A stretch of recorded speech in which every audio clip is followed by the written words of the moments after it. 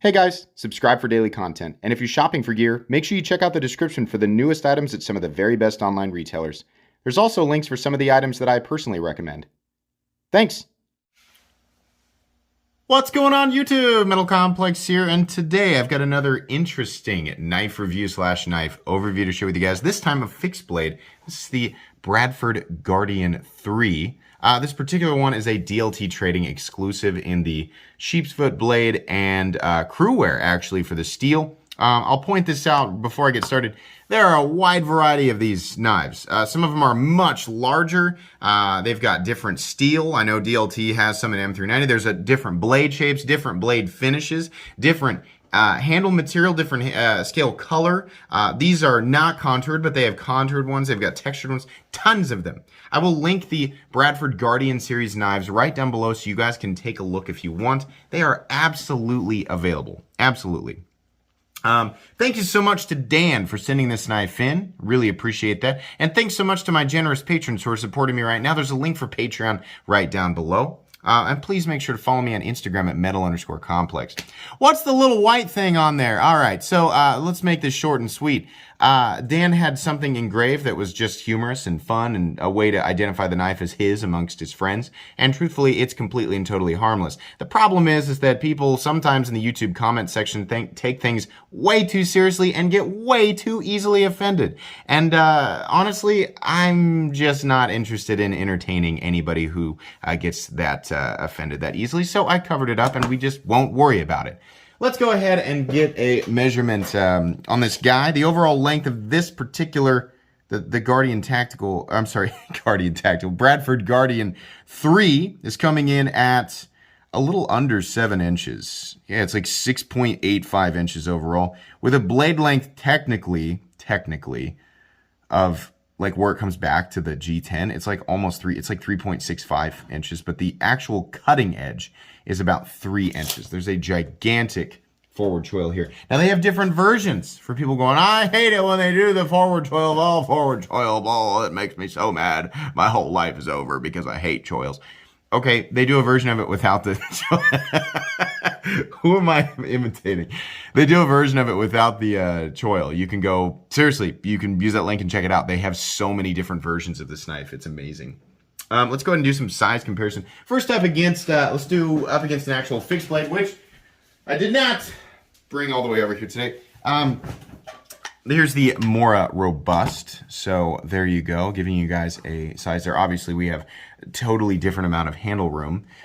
Cutting edge is less, right? But, you know, there you go for the overall size and everything. It's just, I don't have a lot of fixed blades. So that's when we do size comparisons. I think the Mora, being a $15 knife or so, is one that people are familiar with. How about up against the Ontario Rat Model 1 and its little brother, the Ontario Rat Model 2? It's even shorter overall than the Ontario Rat Model 2, but it's just got more presence because of the shape, right? The blade is very prominent, right? How about up against the Spyderco PM2 and Spyderco Para 3? Once again, it's actually shorter than both knives, closer to the same size as the Para 3. And last but not least, how about up against the Benchmade Griptilian, or in this case, the Ritter Hogue, and its little brother, the Mini Griptilian. It's almost exactly the same size as the Mini Griptilian, but it has much more ergonomic freedom. And you can, this is not the case for the mini grip. You can actually get a full 4-finger grip on the Guardian 3 here. So that's kind of nice. But it is a fixed blade, so the rules change a little bit. As far as thickness on the handle scales go, again, you know, this is going to be something that's different, right? The rules apply differently when we're talking about, because this knife doesn't fold. It carries in a sheath. Thickness, though, it is a little bit thicker than the Spyderco Para 3. I kind of don't mind that on a fixed blade. On a fixed blade, I kind of want that extra purchase, and you're not dealing with a pocket clip at all. So that's kind of nice. The sheath is fun. Honestly, guys, I don't know much about sheaths. I don't have a lot of preference, right? I don't know if they offer two different types of sheath, like if they offer some Kydex ones and some leather ones. This is fine, and you can run a belt through it to carry it in this direction. I always forget what fixed blade people call that. Truthfully, I don't care. My thing with a fixed blade is it needs to attach to my person in a way that is convenient and out of the way. I think this one will do it. It's kind of why I prefer a smaller fixed blade if I'm going to EDC it, and truthfully, I would probably stick this whole thing in my pocket, which might not be the most comfortable thing, so maybe I would wear it on my belt. I don't know. But this is fine. And the knife itself is nice and small, and with the sheath, however I'm going to carry it, it's probably going to work out for me just fine. So there you go. There's the information on the sheath. What happened to my scale? Oh, here it is. Let's go ahead and weigh the knife here real quick, with and without the sheath. So without the sheath, it comes in at 3.53 ounces. That's fine. And with the sheath, which I'm going to figure out here exactly which way it wants to. Okay. With the sheath, it comes in at 5.71 ounces. So not a lot. I will carry folding knives in that weight range, right? So that doesn't bother me at all. As far as a hardware check, I can't really do that for you because we have these sort of, I want to call them spanner, whatever you call the little cylindrical heads that are spaced apart. That's dumb. I don't know why they do that. They should just be Torx, right? But then again, I don't know that I'm really, because of the wide variety of these things, you're probably going to buy the one that you want the first time and not buy it so that you can take the scales apart and do something else with it, right? It's not like they're in such limited supply that you need to, it's not like Hinder knives where you're like, God dang it, all that's left is orange. I don't like orange. I guess I'll just buy it and then pay for the scale I want. No, it's not like that with these. You're probably going to have it. So you may not really need to take it apart, but it's like, why do you guys do this? It's like, just give us Torx. So anyways, have we done everything that we need to do? Oh, we probably should measure blade stock thickness. Let's do that real quick. Now, this is going to change depending on the version, right? If you're getting the 3.5 or the 4 or the 4.5, right? But on the 3, Guardian Tactical 3, you're looking at 140 thousandths roughly. So on the thicker side, if it were a folding knife, but I think for a fixed blade, and especially considering the fact that it's fully flat ground, it's fine. So this particular one, like I said, moving on into the review, has the flat scales. These are textured in a nice sort of diamond or frag pattern texturing. It's nice, right?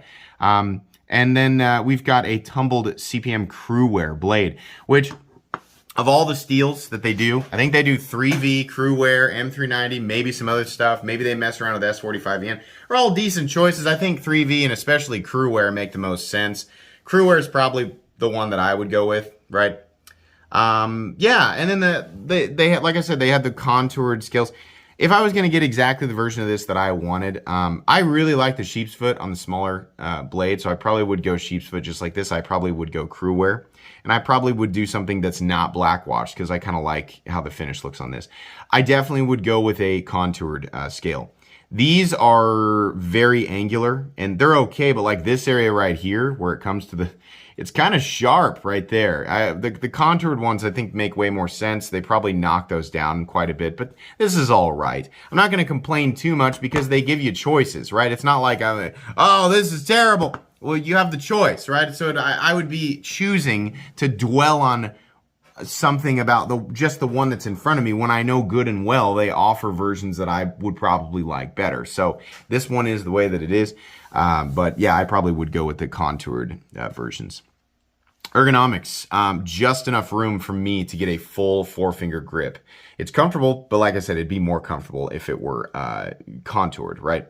But yeah, you can do that. The jimping is okay. I kind of wish, because of where my finger I kind of want the jimping further out. And people might say, well, while you're cutting, you're going to get stuff caught in the jimping, and I don't know. I kind of want, for situations where I am going to be using it like this, which I might want the jimping further out, right? But it's okay right here. It's fine. I do love the fully flat ground blade. There's a huge sharpening choil. And this is one of those things, it's like the Spyderco's reasoning for not putting a sharpening choil on a lot of their blades is because as you're cutting, stuff can get caught in the sharpening choil, right? Even if it's a little teeny tiny thing. So yeah, it's going to be easier to have a consistent looking edge after you sharpen it. And you can choke up right behind the blade. But if you're putting a lot of power into something thick, or really anything, it can get caught up in that sharpening choil. So it's one of those, I can't really critique it. There's pros and cons to sharpening choils, right? But the blade is nicely ground. And here's another important element. These are made in the United States, which is fantastic. I love that. Fit and finish, I think, all the way around is pretty darn good. The cutting bevels look fine. It's not an ultra thin cutting edge, but it's absolutely thin enough you are definitely going to be able to get some good slicing in there. And when I say not ultra thin, I mean this isn't an open L, right? I have to compare it, because if I don't bring that up, then some Yahoo in the comments is like, it's not as thin as an open L, guys. I don't know if you know. I don't know if maybe I'm the first person to tell you, but open Ls get thin. Holy moly. Yeah, thank you. Thanks. That's not the end all be all of blade performance, and we are very aware of open L. But yeah, not going to be quite that thin, but you're definitely going to be able to do. In fact, there's probably not a lot that you can't do with this unless it requires a longer blade. But I think that this is a great, just sort of day-to-day size. I like the idea of just the handle being just big enough for me to get my forefinger grip, and then having quite a bit of blade to do whatever, most general. I mean, it's about the same blade length as like the Ritter Hogue, right? Or the Spyderco PM2. I mean, we're looking at very similar cutting edge, right? So yeah, that's going to be able to do most, in my opinion, most of the day-to-day stuff that I do with a knife, right? The Bradford logo looks fine. I don't have a problem with that. And then on the other side, it just says GS3 or G3S, which I imagine is the Bradford Guardian 3. And then the S, sheep's foot, probably is what that means. So yeah, it looks pretty good. The back here has a space for a lanyard, which makes a little more sense on a fixed blade, especially one that's got a shorter handle, right? For people with bigger hands, maybe you want this size of knife, but there's not quite enough handle. If you've got really big hands, then you might want to put a lanyard on there just for something else to hang on to, right? Or just, if it were me, I'd rather just get a bigger knife. Yeah, all the way around, this is nice. It's very simple. This is a piece of steel, it's properly heat treated, and it's a great composition. And then you either have micarta or G10 that are, the scales are either flat or contoured on a wide variety of different colors and things like that. But yeah, all the way around, this is a well-made item. I love the fact that it's made in the United States.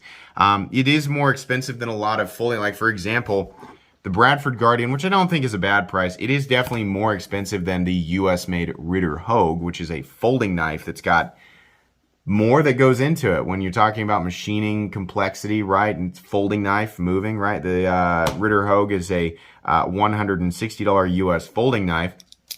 The Bradford Guardian 3 here is a $107, or at least this exact variant of it comes in at $170 or so. So $10 more. There are different versions that cost a little bit more money, but truthfully, I'm really not all that bent out of shape about the price. This is a well thought out and nice sized fixed blade, and honestly, pretty much everything from the Guardian line, or the Bradford Guardian line, looks really good. You won't find a lot bad about these knives on the internet. So while it would have been nice to see these things, cap out at about $150 and maybe a little bit more for some of them, it's like this is the whole like, I wish it was $20 less thing, right? Well, I wish everything was $20 less, but it's all right. And I think this is a good, if you're looking to spend that much money on a fixed blade, an EDC size fixed blade, or maybe one of their larger ones, I think it's money well spent. And I think, just they seem to have a really huge emphasis across their entire line on just ergonomic comfort and function, right? It's not like, it's one thing for it to be comfortable, but it's another thing for it to translate into, control during use. And I think they've thought that out really well on each individual size of knife, right? They have versions of this that are just a bigger version, but they've also got versions without this sort of choice where the handle just sort of comes up, kind of like the Essie Azula. It's kind of like an alternate dimension Essie Azula. But they've thought all that out really, really well. And they're using good blade materials, save for M3. I don't think M39 is a great fixed blade steel, but, for some people it might be if you really need that extra corrosion resistance. Yeah, I think what they're doing is really excellent. My one critique is stop using these sort of, I'm hesitant to call them proprietary heads, because I know that there are tools that you can find pretty easily to take that. But it's like, just don't do that. Just make them Torx, right? Everything else is really, pretty great. I think this is extremely recommendable as for fixed blade people. If you're not looking for a fixed blade, obviously, thanks for watching, 14 minutes of this video. But if you're not looking for a fixed blade, then obviously this isn't going to be for you. But for those of you looking for an EDC size fixed blade, definitely this one. If you want a larger fixed blade for whatever reason, I'd say absolutely check out the Bradford Guardian line. I think they all look pretty good. I haven't handled any of the other ones, but if they're going to be similar quality to this guy, I think I'm happy with that. Yeah, so this will go on my most recommended knives playlist, as well as my fixed blade playlist. I don't review a lot of fixed blades, but I did enjoy this one. The quality of it all the way around was really good. It was satisfying to know that these really are, made well on top of just looking like performers, Anyways, thanks so much again to Dan for sending this in for review. That's going to be pretty much it today, guys. Please make sure to follow me on Instagram at metal_complex. If you enjoyed this video, leave a like. If you'd like to check out my other content, I do, of course, have lots of videos of knives that are either expensive or inexpensive that I do or don't like, so check those out. And if you enjoy all my content, go ahead and click on that Metal Complex logo right there and subscribe because there's definitely more coming. Thanks again for watching, everybody, and have a great day.